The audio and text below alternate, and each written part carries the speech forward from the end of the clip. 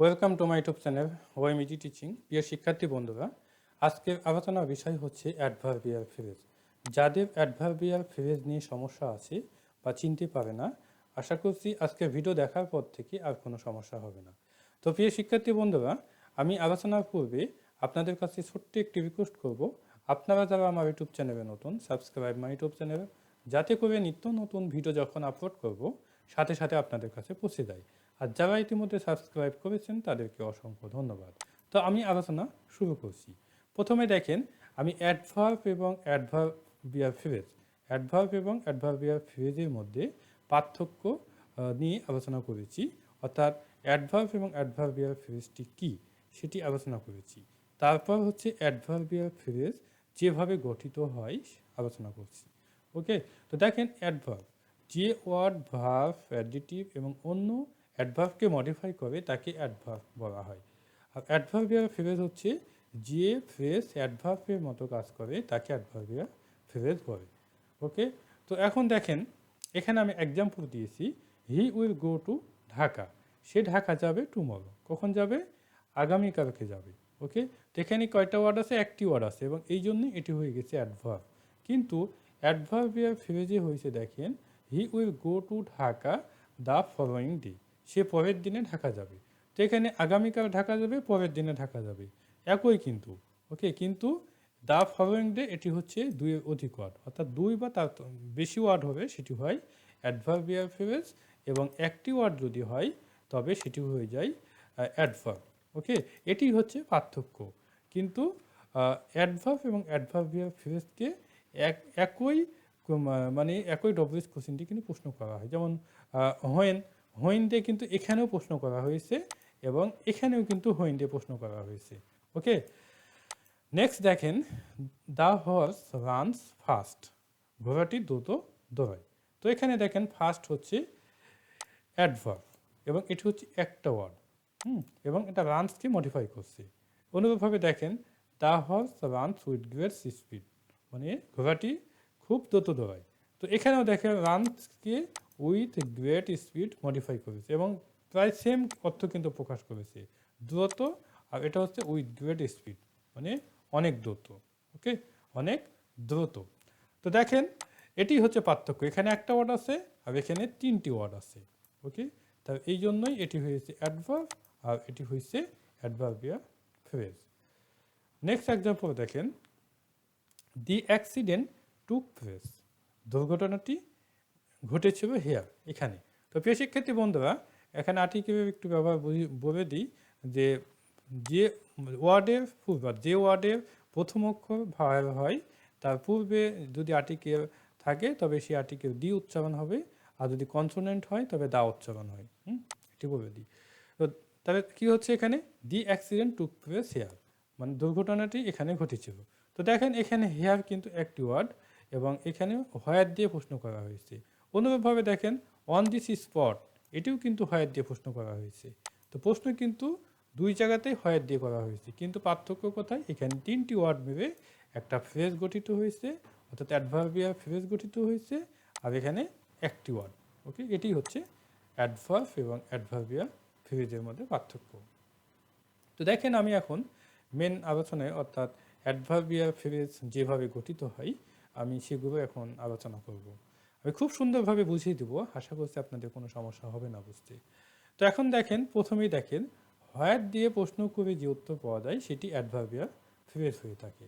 যেমন the the product is available in this market, মানে এই পণ্যটি এই মার্কেটে পর্যাপ্ত। ওকে, তো কোথায় পর্যাপ্ত? ইন দিস মার্কেট, এই মার্কেটে বা এই বাজারে। ওকে, অর্থাৎ এখানে হোয়ার দিয়ে প্রশ্ন করা হয়েছে। অনুরূপভাবে দেখেন, হি লিভস ইন ঢাকা, সে ঢাকা বাস করে। কোথায় বাস করে? ঢাকায় বাস করে। তো হোয়ার দিয়ে প্রশ্ন করে আমরা পাচ্ছি ইন ঢাকা, এবং ভার্বকে মডিফাই করছে। ওকে, ভার্বকে হোয়ার দিয়ে প্রশ্ন করে যে উত্তর পাওয়া যায় সেটি হচ্ছে অ্যাডভার্বিয়াল ফ্রেজ, এবং সেটি স্থান বোঝানো হয়। ওকে, হোয়ার দিয়ে প্রশ্ন করে কোনো স্থানকে বোঝানো হয়, হোয়েন দিয়ে প্রশ্ন করে কোনো সময়কে বোঝানো হয়। ওকে, কোনো সময়কে বোঝানো হয়। তো হোয়েন দিয়ে প্রশ্ন করে যে উত্তর পাওয়া যায় সেটি হয় অ্যাডভার্বিয়াল ফ্রেজ, এবং এটা সময়কে প্রশ্ন করা হয়। যেমন, আই মেট লাস্ট নাইট, আমি গত রাতে সাক্ষাৎ করেছিলাম। তো এখানে দেখেন, এখানে লাস্ট নাইট কখন সাক্ষাৎ করেছিলাম? গত রাতে। ওকে, তারপর হচ্ছে দেখেন next example, I can't help at this moment. এই মুহূর্তে আমি সাহায্য করতে পারবো না। তো কখন কখন সাহায্য করতে পারবো না?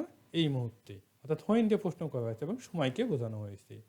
এবং এই হোয়েন হচ্ছে, হোয়েন দিয়ে প্রধানত ভার্বকে কিন্তু প্রশ্ন করা হবে। ওকে, কখন সাহায্য করতে পারবে না? এই মুহূর্তে। নেক্সট এক্সাম্পল দেখেন, হি গোজ টু মার্কেট, সে বাজারে যায় এভরি উইক, প্রতি সপ্তাহে। তো কখন যায়? প্রতি সপ্তাহে। নেক্সট দেখেন, হি ওয়াকস এভরি মর্নিং, সে প্রতি সকালে কি যায়? হাঁটে, সে প্রতি সকালে হাঁটে। তো দেখেন এখানে কখন হাঁটে? প্রতি সকালে বা প্রতিদিন সকালে, এরকম বোঝানো হয়েছে। ওয়ান্স আপন এ টাইম, এক সময়। কখন? এক সময়। There lived an old man, একজন বয়স্ক ব্যক্তি বাস করত। You must meet for a while, মানে কিছু সময়ের জন্য তুমি অবশ্যই সাক্ষাৎ করবে। কখন? কিছু সময়ের জন্য। ওকে, নেক্সট দেখেন, হাউ দিয়ে প্রশ্ন করে যে উত্তর পাওয়া যায় সেটি হয় অ্যাডভার্বিয়াল ফ্রেজ। যেমন দেখেন, হি ডিড দ্য ওয়ার্ক, সে কাজটি করেছিল উইদাউট অ্যানি কেয়ার, কোনো প্রকার সতর্ক ছাড়াই। তো কীভাবে কাজটি করেছিল? কোনো প্রকার সতর্ক ছাড়াই। অর্থাৎ হাউ দিয়ে প্রশ্ন করে উত্তর পাওয়া যাচ্ছে উইদাউট অ্যানি কেয়ার। ওকে, নেক্সট এক্সাম্পল দেখেন, Mamun sings extremely well, Mamun খুব ভালোভাবে গান গায়। কেমনভাবে গান গায়? হাউ দিয়ে প্রশ্ন করা হচ্ছে, কেমনভাবে? খুব ভালোভাবে। ওকে, নেক্সট এক্সাম্পল দেখেন, I go to college by bike, আমি বাইকের মাধ্যমে কলেজে যাই। কিসের মাধ্যমে বা কিভাবে যাই কলেজে? বাই বাইক, বাইকের মাধ্যমে। ওকে, এখন নেক্সট দেখেন, হাউ লং, কতক্ষণ বা কতক্ষণ ধরে দিয়ে প্রশ্ন করে যে উত্তর পাওয়া যায় সেটি হয় অ্যাডভার্বিয়াল ফ্রেজ, এবং এটা দীর্ঘ সময় বোঝানো হয়। কোনো কাজটা যখন দীর্ঘ সময় হয় তখন প্রধানত হাউ লং দিয়ে প্রশ্ন করা হয়। ওকে, আর প্রতিটা প্রেজেন্ট পারফেক্ট, যেমন present perfect continuous tense, past perfect continuous tense, future perfect continuous tense, মানে এই টেন্সগুলোতে প্রধানত হাউ লং দিয়ে প্রশ্ন করা হয়ে থাকে। যেমন এখানে দেখেন, I have been reading reading the book for 3 years, আমি 3 ঘন্টা যাবৎ বইটি পড়ছি। তো এখানে দেখেন কতক্ষণ ধরে? 3 ঘন্টা যাবৎ বা 3 ঘন্টা ধরে, এরকম অর্থ প্রকাশ করছে। নেক্সট এক্সাম্পল দেখেন, he will have been doing the work, সে কাজটি কি করতে থাকবে? ফর 2 days, 2 দিন যাবৎ। এখানে কয়দিন যাবৎ? 2 দিন যাবৎ। এখানে কতক্ষণ ধরে বা হাউ লং দিয়ে প্রশ্ন করা হয়েছে। নেক্সট দেখেন, হোয়াই, কেন বা কী কারণে দিয়ে প্রশ্ন করে যে উত্তর পাওয়া যায় সেটি হয় অ্যাডভার্বিয়াল ফ্রেজ। তো এখানে দেখেন আমি দিয়েছি example, he can't attend in the meeting because of his illness, সে অসুস্থতার কারণে মিটিংয়ে বা সবাই যোগদান করতে পারবে না। তো এখানে দেখেন কী কারণে যোগদান করতে পারবে না? Because of his illness, because of his illness, অর্থাৎ হোয়াই দিয়ে প্রশ্ন করে উত্তর পাওয়া যাচ্ছে বিকজ অফ হিজ ইলনেস। ওকে, তো দেখেন এখানে I couldn't go to Dhaka, আমি ঢাকা যেতে পেরেছিলাম না because of my being busy at work, আমি কাজে ব্যস্ত হওয়ার কারণে, আমি কাজে ব্যস্ত হওয়ার কারণে ঢাকায় যেতে পেরেছিলাম না।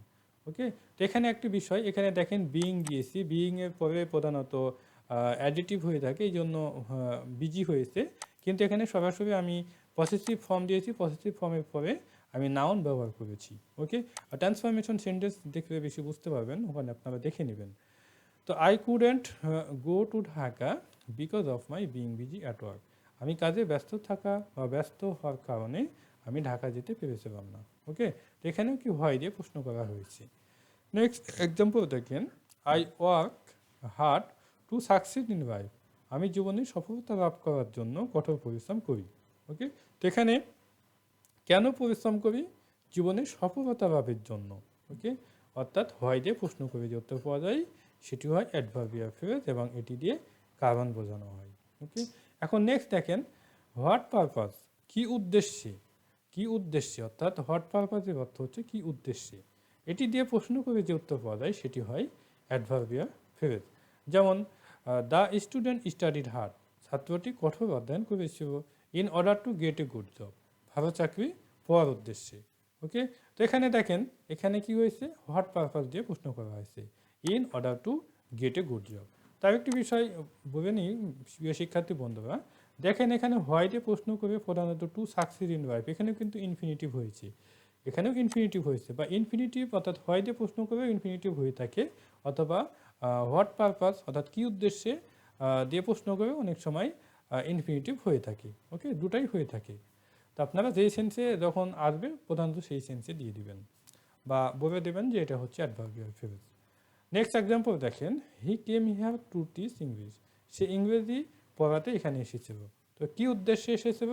ইংরেজি পড়াতে বা ইংরেজি শিক্ষা দিতে। ওকে, নেক্সট দেখেন, অ্যাডজেক্টিভকে মডিফাই করতে টু প্লাস ইনফিনিটিভ ভার্ব সহকারে অ্যাডভার্বিয়াল ফ্রেজ হয়ে থাকে। যেমন দেখেন, I am glad to see you, আমি তোমাকে দেখে আনন্দিত। তো এখানে গ্লাডকে মডিফাই করতে হচ্ছে টু সি, এবং টু সিটা হয়ে গেছে ইনফিনিটিভ ভার্ব, এবং এটা হচ্ছে অ্যাডভার্বিয়াল ফ্রেজের কাজ করতেছে। He is ready to forgive you, সে তোমাকে ক্ষমা করতে প্রস্তুত। তো এখানে রেডিকে টু ফরগিভ মডিফাই করছে। ওকে, এবং এটি হয়ে গেছে অ্যাডভার্বিয়াল ফ্রেজ। তো প্রিয় শিক্ষার্থী বন্ধু, আজকের আলোচনার বিষয় এ পর্যন্তই ছিল। তো আশা করছি আপনারা বুঝতে পেরেছেন। আর যদিও কোনো সমস্যা থাকে অবশ্যই কমেন্টের মাধ্যমে জানাবেন। আর আপনাদের কাছে রিকোয়েস্ট থাকবে, আপনারা যদি কমেন্ট নাও করতে পারেন অবশ্যই একটা লাইক দিয়ে দিবেন, আর আমার চ্যানেলটি সাবস্ক্রাইব করে দিবেন। বেস্ট অফ লাক, ভালো থাকবেন, আল্লাহ হাফিজ।